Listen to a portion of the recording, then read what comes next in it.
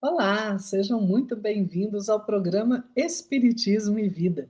Se você ainda não é inscrito aqui no canal, inscreva-se, deixe o seu like, compartilhe o vídeo. Né? A gente sempre lembra da importância de se compartilhar o vídeo, porque assim a gente faz com que a mensagem espírita alcance um número maior de corações, corações que estão doloridos, corações que estão aí sofrendo, né? As dificuldades do mundo estão enormes. Então, vai lá, se você gostou, compartilha, clica no sininho das notificações para você ficar por dentro das novidades que acontecem por aqui e nos acompanhe também nas nossas redes sociais, né? No Instagram principalmente. É claro que a gente vai sempre pedir a inspiração do nosso mestre Jesus, né, dos nossos mentores, dos nossos amigos espirituais, para que a gente possa fazer uma boa reflexão. Hoje nós vamos falar de união, né? Eu quero contar uma historinha para vocês que o Neio Lúcio traz no livro Jesus no Lar. Chama A Árvore Preciosa. Olha o que o Neio Lúcio nos diz. Ele vai falar que, salientando o Senhor que a construção do reino divino seria obra de união fraternal entre todos os homens de boa vontade, o velho Zebedeu, que amava profundamente os apólogos do Cristo, pediu-lhe alguma narrativa simbólica, através da qual a compreensão se fizesse mais clara entre todos. E aí Jesus, com aquela bondade que lhe era costumeira, sorri e conta a seguinte história. Viviam os homens em permanentes conflitos, acompanhados de misérias, perturbação e sofrimento, quando o pai, compadecido, lhes enviou um mensageiro portador de sublimes sementes da árvore da felicidade e da paz. Desceu o anjo com um régio presente e, congregando os homens para a entrega festiva, explicou-lhes que o vegetal glorioso produziria flores de luz e frutos de ouro no futuro, apagando todas as dissensões, mas reclamava cuidados especiais para fortalecer-se. Em Germinando, era imprescindível a colaboração de todos, nos cuidados excepcionais do amor e da vigilância. As sementes requeriam terra conveniente, aperfeiçoado sistema de irrigação, determinada classe de adubo, proteção incessante contra insetos daninhos e providências diversas nos tempos laboriosos do início. A planta, contudo, era tão preciosa em si mesma que bastaria um exemplar vitorioso para que a paz e a felicidade se derramassem, benditas, sobre a comunidade em geral. Seus ramos abrigariam a todos, seu perfume envolveria a terra em branda harmonia, e seus frutos, usados pelas criaturas, garantiriam o bem-estar do mundo inteiro. Fim da promessa, e depois de confiadas ao povo as sementes milagrosas, cada circunstante se retirou para o domicílio próprio, sonhando possuir egoisticamente a árvore das flores de luz e dos frutos de ouro. Cada qual pretendia a preciosidade para si, em caráter de exclusividade. Para isso, cerraram-se apaixonadamente nas terras que dominavam, experimentando a sementeira e suspirando pela posse pessoal e absoluta de semente de semelhante tesouro, simplesmente por vaidade do coração. A árvore, todavia, a fim de viver, reclamava concurso fraterno total, e os atritos ruinosos continuaram.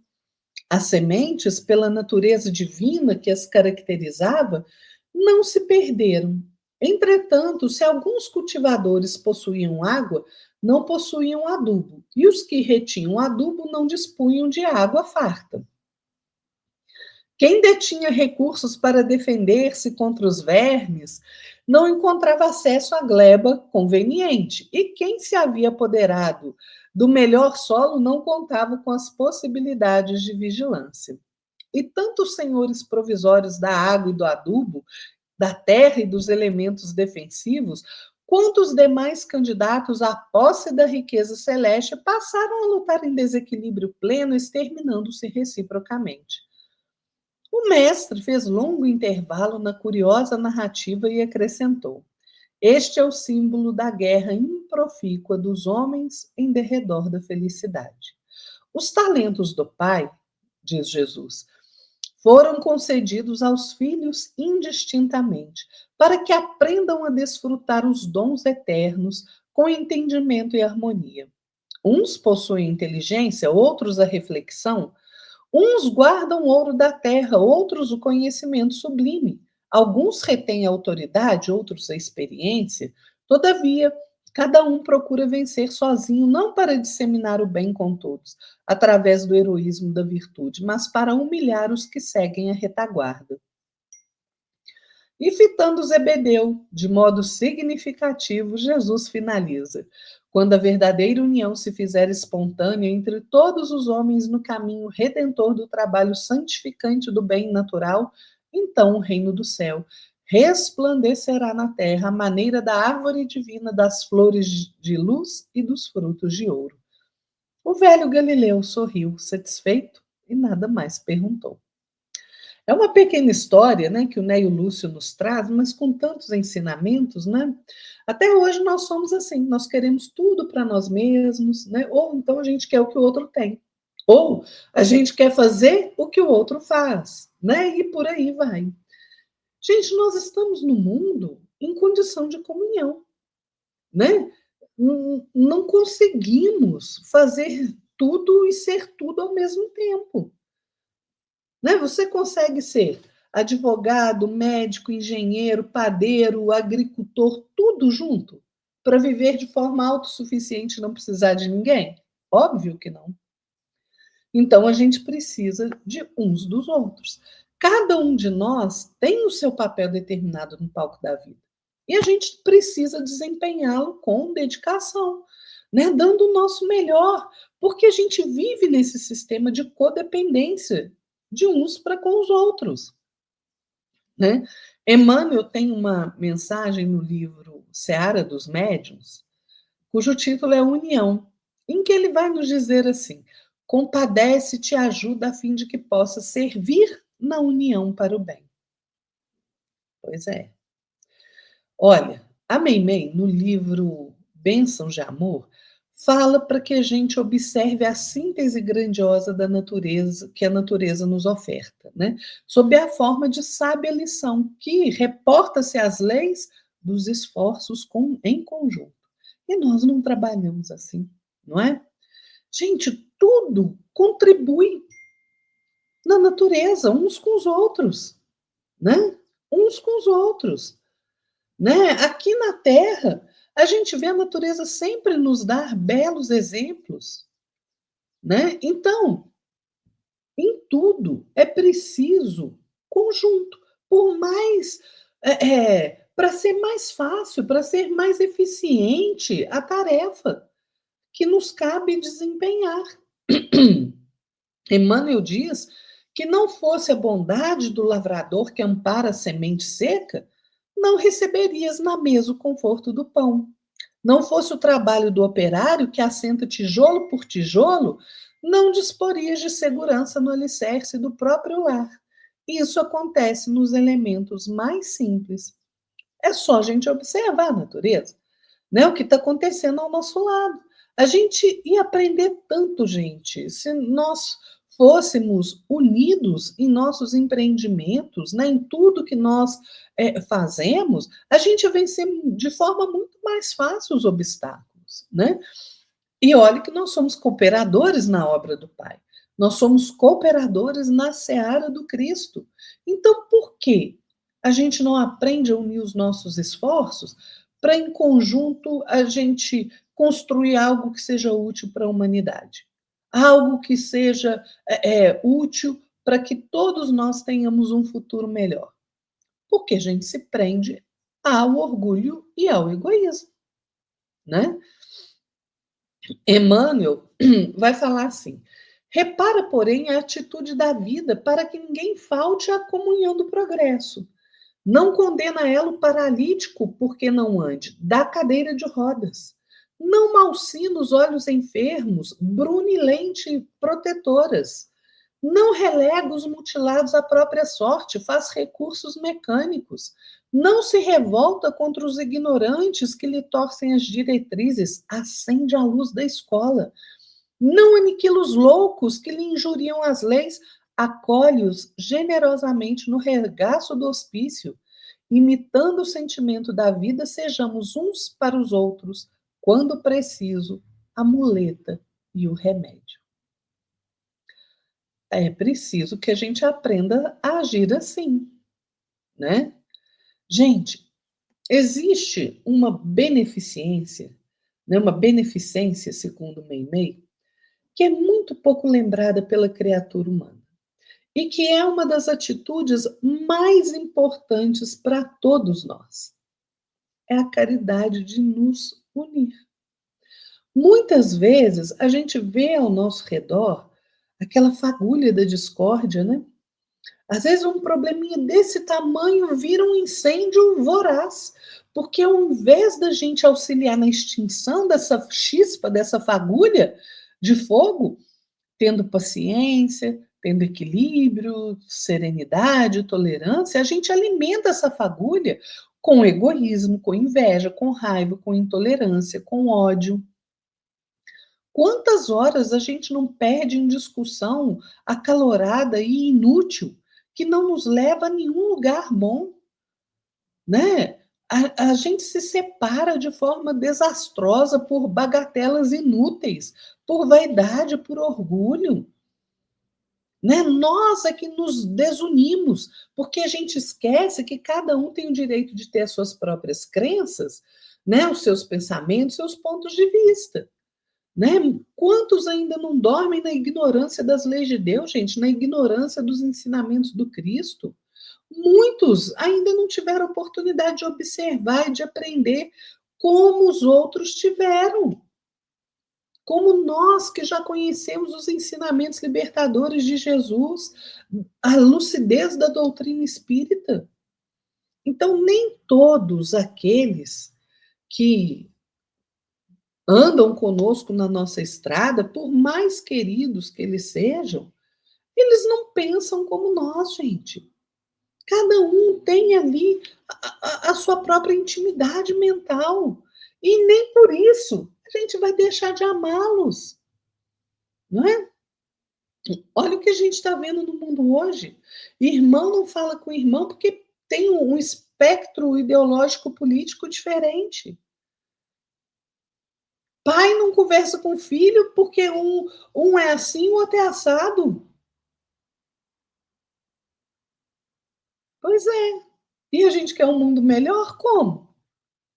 Como? Né?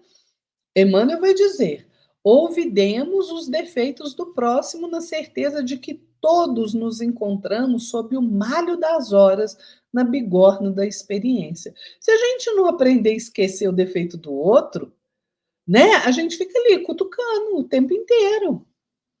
Gente, olha a sabedoria da natureza. Olha as plantas. Toda planta pertence ao mesmo reino, vegetal, né? Mas cada um tem a sua utilidade. Né? A gente tem as árvores, a gente tem a gramínea, a gente tem o arbusto, a gente tem a árvore frutífera, né? Todavia, todas as plantas vivem em sistemas interdependentes. Nós também somos assim. A gente tem as nossas funções específicas, cada um de nós tem o seu papel no palco da vida e ainda assim nós existimos para colaborar no progresso da criação, gente, edificando bem, não só para nós, mas para toda criatura.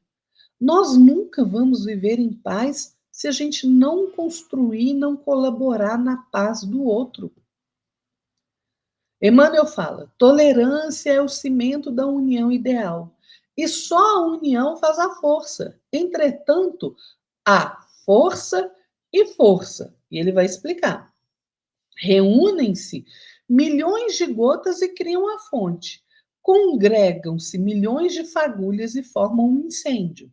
Gente, é a força da nossa vontade direcionada para o bem de todas as criaturas, né, de toda a criação, é que nos impulsiona para frente. Só que é preciso compreender a necessidade de disciplina, de método, né, nos nossos atos. né? A união é necessária para a gente evoluir. E nós temos de nos unir em torno do Cristo, dos seus ensinamentos. Né? Tem uma passagem lá em Mateus 12:30 e também em Lucas 11:23 que diz assim: quem não é por mim é contra mim. É Jesus falando, tá? E quem comigo não ajunta, espalha. O que essa frase significa? Que qualquer pessoa que não estiver trabalhando o mesmo propósito que o Cristo, ou seja, ajuntando, está de fato agindo contra esse propósito, ou seja, espalhando. Né? A passagem, ela enfatiza que a neutralidade não existe, não nesse contexto. Ou a gente está a favor, reunindo e construindo, ou a gente está contra, desfazendo e destruindo. Foi por isso, né? Que foi exatamente isso que a história que eu contei lá no início, né, do Ney e Lúcio nos mostra. E aí o Emmanuel vai dizer assim: pensa um pouco e entenderás que é sempre muito fácil ajuntar os interesses da terra e fazer a união para o bem da força, mas apenas entesourando as qualidades do Cristo na própria alma é que nos será possível, em verdade, fazer a união para a força do bem. É diferente, né? Então, é, embora ainda hoje, né, a gente veja aí esses monstros da guerra, da inveja, da ira, do orgulho, da vaidade, ainda assim o progresso avança, porque Cristo avança, né? Então, se hoje a gente está no planeta passando por tanta dificuldade, é porque a gente ainda não aprendeu a nos unirmos em torno da mensagem do Cristo, né? Todos os caminhos que nós percorremos conduzem ao encontro com o Rabi da Galileia, mais cedo ou mais tarde.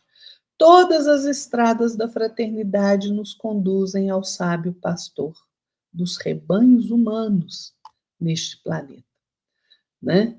E Emmanuel vai dizer assim: marchemos, unamo-nos sob a égide do amigo constante e sigamos edificando o mundo futuro para a nossa própria felicidade.